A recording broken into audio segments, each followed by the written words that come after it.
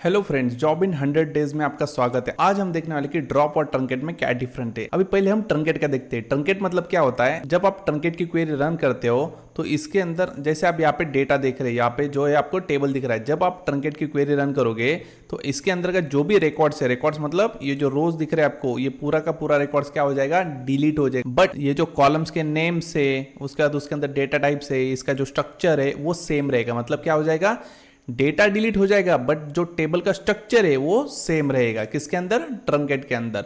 अब उसके ही उल्टा अगर आप करो तो है ड्रॉप। ड्रॉप क्या करता है, ये जो रिकॉर्ड्स है, रिकॉर्ड्स को तो डिलीट करेगा ही, कॉलम्स को भी डिलीट कर देगा और उस टेबल को भी डिलीट कर देगा। मतलब जो ड्रॉप होता है वो नामो निशान मिटा देता है।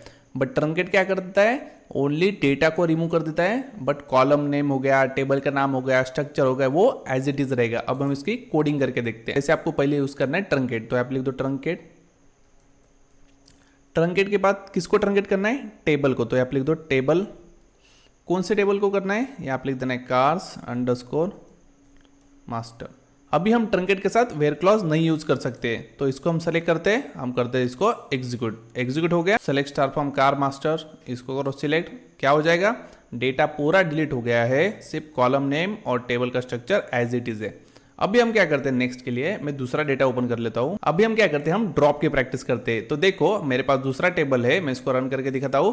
उसके अंदर कुछ आपको रिकॉर्ड दिख रहे हैं। जब मैं इसको रन कर रहा हूं तो एग्जीक्यूट हो रहा है। उसके बाद अभी मैं इसके ऊपर अगर ड्रॉप की क्वेरी लगा दूँ, जैसे यहाँ पे लिख देना है ड्रॉप, उसके बाद लिख दो टेबल और हमारे टेबल का नाम, तो हमारा है इंश्योरेंस, तो यहाँ पे लिख दो इंश्योरेंस और मैं कर देता हूँ सेमी कॉलम। अब देखो मैं फिर से एक बार दिखाता हूँ, इसको अगर आप रन कर रहे हो तो एग्जीक्यूट हो रहा है, पर उसके बाद मैं इस क्वेरी को कर लेता हूँ सिलेक्ट और एग्जीक्यूट कर लेता हूँ। जब ये कमांड कंप्लीटेड सक्सेसफुली हो गया, अब मैं इस टेबल को रन कर लेता हूँ। अब ये क्या बोलेगा, ये बोलेगा कि ये टेबल डेटा के अंदर अवेलेबल ही नहीं है। देखो यहाँ पे आ गया इनवैलिड ऑब्जेक्ट नेम इंश्योरेंस। मतलब उसने क्या कर दिया, जब हम इस ड्रॉप की क्वेरी लगा दी तो जो डेटा है उसका नामो निशान मिटा दिया। मतलब क्या क्या, कॉलम भी चला गया, डेटा भी चला गया और टेबल भी चला गया। मैं आशा करता हूं आपको पसंद आया होगा। नेक्स्ट वीडियो में हम देखेंगे कि कंस्टेंट क्या होता है।